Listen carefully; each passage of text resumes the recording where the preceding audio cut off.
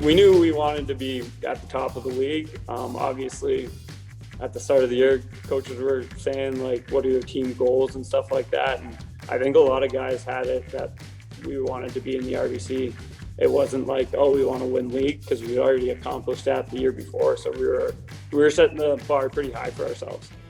That was kind of a culmination of a group of players. A lot of them had been together for 2 or 3 years, and just a really special group of players that no matter what was asked, everyone brought value to the team. Everyone had a big part of it, and it wouldn't have been the most talented team in some of those tournaments, but it collectively as a group, all pushing for the same goal, was by far the best team that I was able to coach.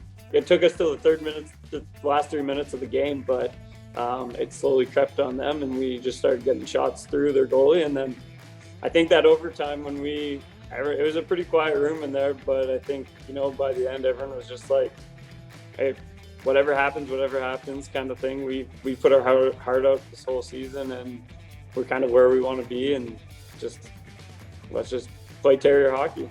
I can honestly still remember that moment, like play by play. Derek got that puck down low. He kind of did almost like a wrap around.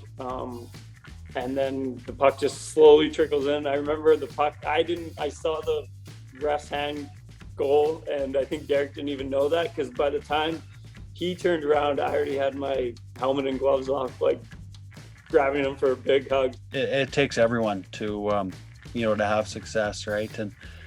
And everyone was in it for the right reasons. And there's still, the staff are still, everyone keeps in touch as well too around May.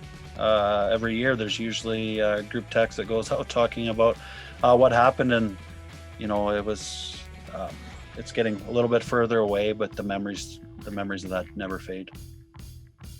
The 2013-14 Yorkton Terriers took the Saskatchewan Junior Hockey League by storm, finishing with a regular season record of 37 wins, 12 losses, 2 overtime losses, and 5 shootout losses.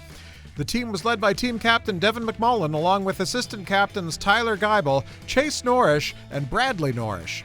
That season, Cale Thompson was honored as SJHL Goaltender of the Year and selected to the All-Star team, along with teammates Chase Norrish and Brett Boehm. The Yorkton Terriers were ranked first heading into the playoffs that season. They would claim the title as SJHL champions by beating the Notre Dame Hounds, the Humboldt Broncos, and lastly, the Melville Millionaires in the SJHL finals by a series of 4-0. The Terriers finished the SJHL playoffs with a combined record of 12-2, as Chase Norrish was awarded the SJHL playoffs Most Valuable Player. Following the SJHL finals, the Terriers advanced to the Western Canada Cup in Dauphin, Manitoba. The regional championship featured teams from Manitoba, Alberta, and British Columbia. The Terriers finished the round robin with a record of 3 wins, 1 loss, and 1 shootout loss. That record earned the Terriers a bye into the final game, where they beat the host Dauphin Kings by a score of 5-4. Coming off a win at the Western Canada Cup, the Terriers traveled to Vernon, BC to compete in the Royal Bank Cup.